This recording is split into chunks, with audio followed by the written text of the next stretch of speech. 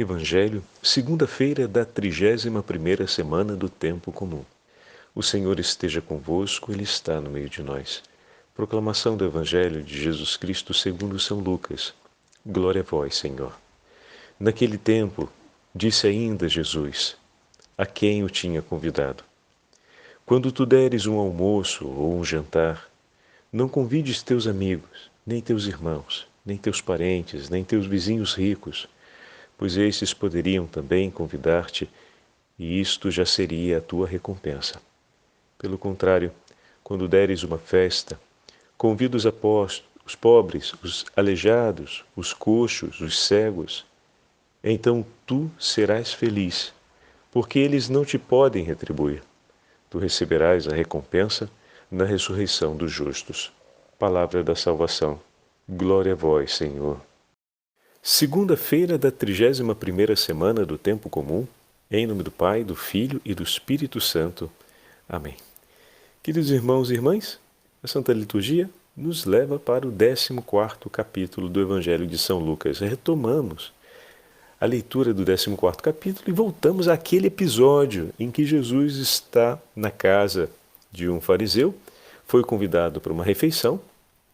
E como falamos no sábado, o 14º capítulo se passa todo ele dentro dessa refeição, desse encontro que a gente não sabe se é um almoço ou um jantar, mas enfim, ali, se passa nesse contexto. Hoje estamos ouvindo o segundo ensinamento que nosso Senhor faz àqueles que estão presentes. Por isso o texto começa, em seguida disse o Senhor àquele que o convidara. E ele fala agora a respeito da excelência do amor, da excelência da caridade na hora da escolha. Ao dares um almoço ou jantar, não convide teus amigos, nem teus irmãos, nem teus parentes, nem os vizinhos mais ricos, porque eles poderiam retribuir. Escolha aqueles que não podem retribuir por eles, mas Deus o fará por eles. Então, além de retomarmos aqui aquela grande imagem que o Senhor nos revela durante a sua pregação ao falar que escolhe estar ao lado dos coxos, dos pobres, dos abandonados, Deus escolhe estar do lado dos mais fracos e dos mais pobres, daqueles que estão no sofrimento, mas como bem sabemos, o sofrimento não é sinônimo de encontro com Deus, porque muitos podem viver o sofrimento em meio a cobiça, em meio a murmurações, em meio a atos de violência e de ódio, e dessa forma o sofrimento se torna também um lugar de prisão. Mas o sofrimento, quando chega e é vivido à luz da fé, leva o homem à experiência da companhia de Deus. Porque o Senhor escolhe estar em companhia dos que sofrem. Mas tanto aqueles que sofrem como aqueles que não sofrem, para manterem a comunhão com Deus, precisam escolher ter um coração de paz. Precisam, à luz da fé, escolher viver o bem e praticar a justiça. Isso é muito importante. Ontem tivemos um testemunho sensacional na figura de Zaqueu. E como o evangelho de ontem foi marcante, porque com uma clareza e uma eloquência, Zaqueu estava disposto a tudo para não perder a maior alegria de sua vida, que era encontrar Jesus. A conversão e a generosidade de coração, a caridade, ela desabrocha no coração de Zaqueu com uma potência singular. Como falávamos ontem, quando todos acusavam Zaqueu de pecador, Zaqueu reconhece que de fato é um pecador. E poderíamos dizer que a sua alegria era tão grande que Jesus poderia também, por ser um homem justo e bom, dizer: Zaqueu, você é um pecador, eu não posso ir em sua casa. Entretanto, o Senhor escolhe permanecer com Zaqueu, e Zaqueu escolhe permanecer com Jesus, e para permanecer com Jesus ele está disposto a abandonar os seus pecados, e viver a caridade à máxima potência. Eis aqui o grande chamado para a gente, e nós estamos dispostos a abandonar o pecado em nossa vida e em viver a máxima potência, a caridade com a qual o Senhor nos favorece e nos socorre, de meter em prática essa caridade em relação aos nossos irmãos e irmãs, com a liberdade com a qual nos fala hoje o Evangelho, com a qual testemunhou ontem para nós Zaqueu, porque descobrimos que Jesus é o tesouro da nossa vida, é o bem sem o qual não se pode viver, e ligamos de tal modo o nosso coração a Ele, a ponto de dizer: Senhor, eu estou disposto a perder tudo para esse mundo, para não perder a Ti. E Zaqueu estava disposto a abandonar todo o caminho do pecado e a abandonar todo o caminho que poderia levá-lo à inimizade com seus irmãos para poder permanecer com o Senhor. O ato de generosidade de Zaqueu, quando promete pagar o quádruplo, nós vemos que a lei de Israel, nos fala do quádruplo, está lá no livro do Êxodo, apenas nos casos do roubo de uma ovelha. E ele aplica a medida da legislação romana no valor da legislação de Israel. Ele voluntariamente aumenta isso. A legislação romana falava de pagar o quádruplo em qualquer situação de delito ou roubo. Mas Zaqueu então se vale desse conceito. Para ele, como um judeu, ele está dizendo que vai viver para além das exigências da lei. Ou seja, a justiça, ela segue o ímpeto do amor de seu coração. Eis aqui um elemento que revoluciona a vida daquele que encontrou Cristo. A medida de partida para a interpretação da justiça é a excelência da caridade. O homem que ama a Deus não se contenta em ser justo. Ele quer também ser caridoso no confronto de seus irmãos. Ele quer oferecer de si, pelo bem do próximo, não apenas como um ato de legítima justiça, mas como um ato de comunhão e aliança com Deus, que oferece tudo de si por amor dos homens, a fim de que os justos perseverem e os pecadores se convertam. Essa é a medida a qual estamos chamados hoje pelo Evangelho a viver. Não é sem razão que o testemunho de Zaqueu permaneceu na primeira comunidade cristã com grande força, a ponto de Lucas contá-lo para a gente com a riqueza de detalhes que nós temos no Evangelho, no 19º capítulo que ouvimos ontem. E hoje, no diálogo do Senhor com aquele que é o anfitrião, isso fica muito claro. Santa Teresinha do Menino Jesus escreve a seguinte página, que a gente divide agora. Ela está no manuscrito B, falando a respeito da excelência da medida da caridade. A caridade supera a justiça vai praticada, mas o coração do discípulo, ele anseia pelo exercício da caridade, que vai para além daquilo que é estabelecido pela justiça. Escreve Santa Teresinha: notei, e digo, é muito natural, que as irmãs mais santas são as mais amadas em nossa casa. Procura-se conversar com elas e prestar-se-lhes serviços sem que elas sequer peçam.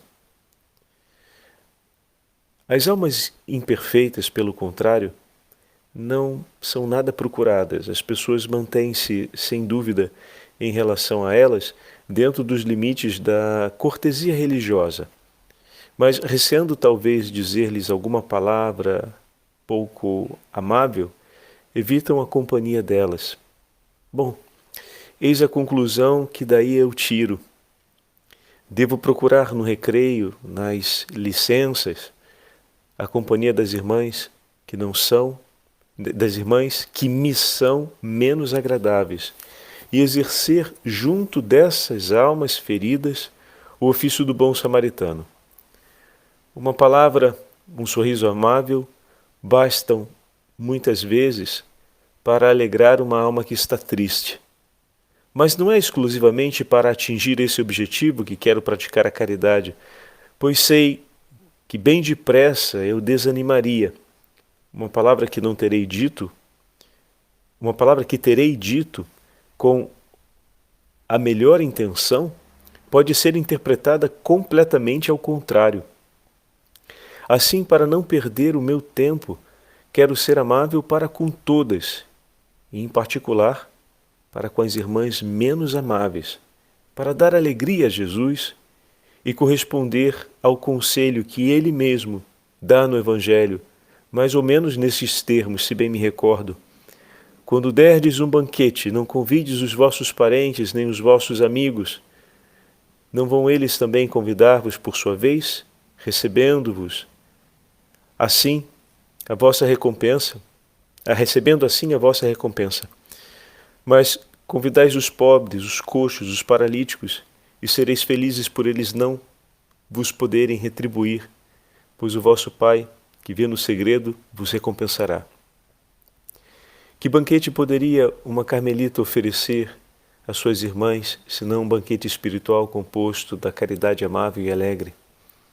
Quanto a mim, não conheço outro, e quero imitar São Paulo, que se alegrava com os que encontrava alegres. É verdade que chorava também com os aflitos, e algumas vezes as lágrimas devem aparecer no banquete que quero oferecer. Mas procurarei sempre que essas lágrimas se transformem em alegria, já que o Senhor ama os que dão com alegria, como nos ensina o apóstolo São Paulo. Veja o grande realismo e a grande sensibilidade de Santa Teresa do Menino Jesus ao falar a respeito da aplicação prática da verdade do Evangelho que o Senhor está nos dizendo. Ela usa como referência a realidade de que, muitas vezes, a gente procura a companhia das almas mais santas, ou seja, daqueles que buscam a oração, daqueles que estão próximos de Deus, e terminamos por nos afastarmos ou mantermos uma cordialidade, uma certa distância daqueles que não se interessam tanto pelas coisas que são de Deus. E dessa forma terminamos caindo naquilo que o Senhor fala no Evangelho, de retribuir àqueles que nos retribuirão. E aí ela diz, bom, entendi que o grande desafio do meu Senhor é então que eu vá ficar próximo daquelas que são as almas menos santas ou aquelas que não se importam muito com as coisas e que eu exercite a caridade. Não é fazer uma aliança de cumplicidade na companhia do que é mal, tá? Isso fica muito claro, precisa ficar muito claro aqui. É realizar a caridade, a amabilidade no viver, em favor também daquelas que me são mais antipáticas, daquelas que não olham na mesma direção que eu estou olhando. Agora, aqui entra o toque de realismo. Ela fala, bom, eu posso ir com a melhor das minhas intenções fazer isso e construir para mim um objetivo que fazendo isso, eu vou ajudá-las a melhorar. E aí elas não melhoram. O que acontece? Começam a interpretar as melhores das minhas boas intenções e palavras de uma direção completamente diferente. E ela diz, vai vir um desânimo e eu vou desistir. Então, com muito realismo, ela fala aquilo que muitas vezes é um erro que se repete, ou dois erros que se repetem frequentemente quando pensamos na vida em comunhão com o próximo, ou seja, quando pensamos em colocar em prática a vivência do Evangelho.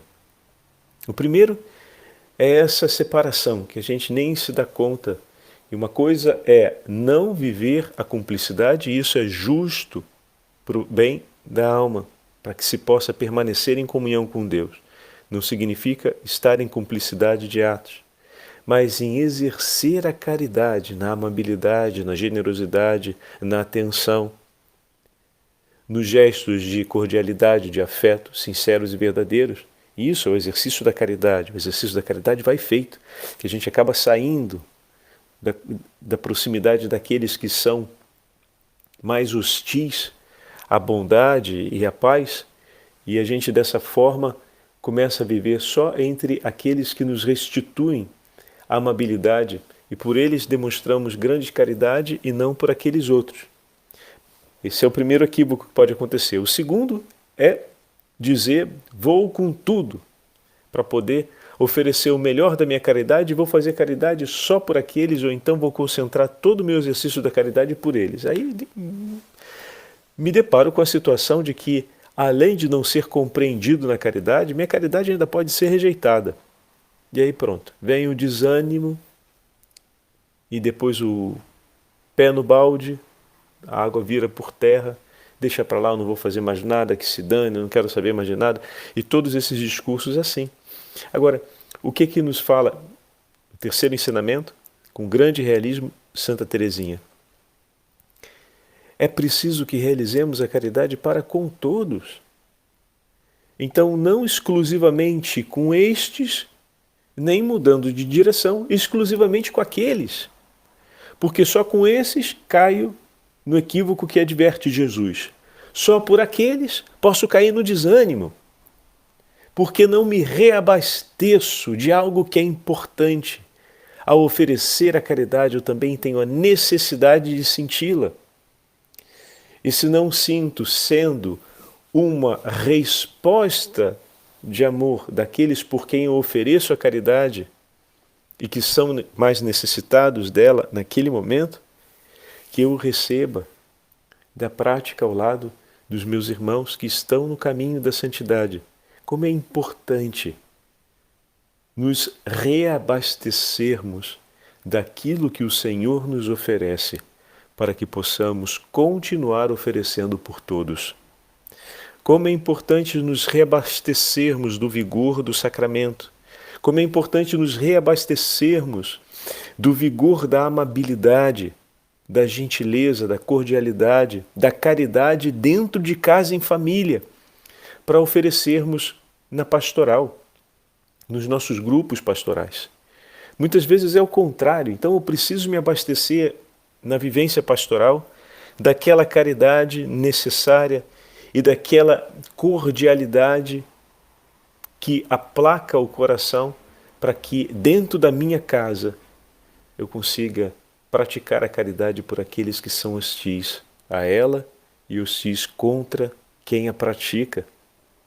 Então, se não há esse lugar ou essa comunidade, se não há esse reabastecimento da caridade, muito provavelmente eu vou terminar sem fontes para poder oferecer. E toda fonte que seca, você não tem mais água. Então, se eu não tenho mais uma fonte, eu vou terminar sem. Essa percepção muito realística, ao mesmo tempo, nos faz uma grande apresentação daquilo que a gente chama de comunhão pastoral. Como assim, Padre Fábio? Veja, a gente pensa às vezes na pastoral como um agir fora, né? Num ambiente que é um ambiente externo à minha realidade familiar, um ambiente onde eu estou inserido, faço pastoral na universidade, no trabalho, faço pastoral nos grupos pastorais, etc. Mas aquilo que nos mostra Santa Teresinha no seu testemunho é que, na verdade, existe um ciclo contínuo. A Santa Missa me prepara para a pastoral me faz trazer as intenções para a Santa Missa, na pastoral eu me recarrego daquilo que celebrei na Eucaristia e levo para minha casa para poder realizar a caridade dentro da minha casa, ou então dentro da minha casa eu me recarrego da caridade que eu celebro com a minha família na Santa Missa e que levo para o meu ambiente de trabalho, de maneira que existe essa integração na vida cristã.